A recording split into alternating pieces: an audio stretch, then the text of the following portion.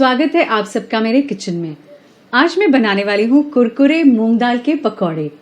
इसको खाने के लिए आपको किसी स्पेशल ओकेजन की ज़रूरत नहीं है, आप इसे कभी भी बना सकते हैं और एंजॉय कर सकते हैं। तो चलिए शुरू करें बनाना।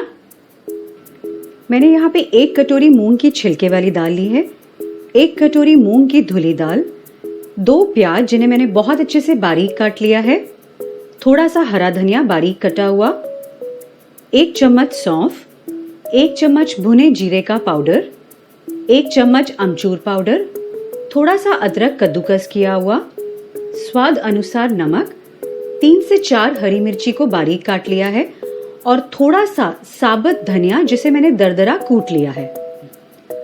मैंने ये दोनों दालों को एक साथ 2 घंटे पहले पानी में भिगा दिया था।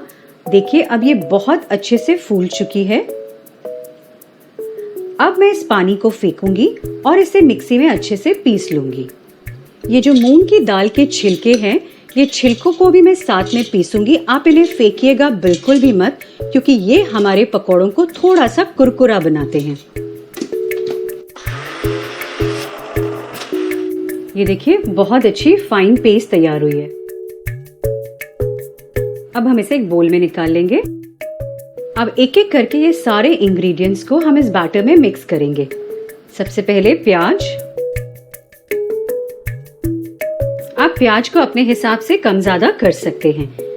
हरा धनिया, हरी मिर्ची, जीरा पाउडर, अमचूर पाउडर, कद्दूकस किया हुआ अदरक और स्वाद अनुसार नमक।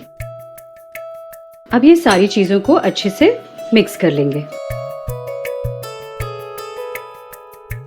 तेल बहुत अच्छे से गर्म हो चुका है। अब हम पकौड़ों को धीमी आंच पे तल लेंगे। इस तरह से हम छोटा छोटा डालेंगे। आप अगर थोड़े बड़े चाहते हैं तो आप बड़े भी डाल सकते हैं।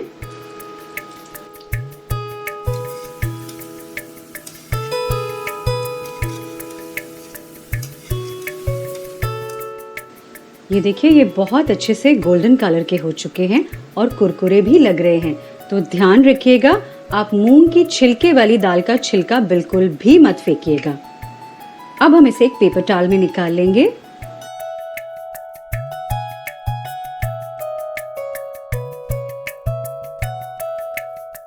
आप इसे लहसुन वाली चटनी, पुदीने की चटनी और साथ में ही तली हुई हरी मिर्ची के साथ एंजॉय करिए।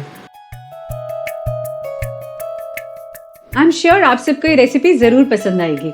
आप भी अपने घर पे ट्राई करिए और मुझे कमेंट सेक्शन में बताइए कि ये कैसी बनी है। और हाँ, मेरे वीडियो को लाइक करना और चैनल को सब्सक्राइब करना मत भूलिएगा।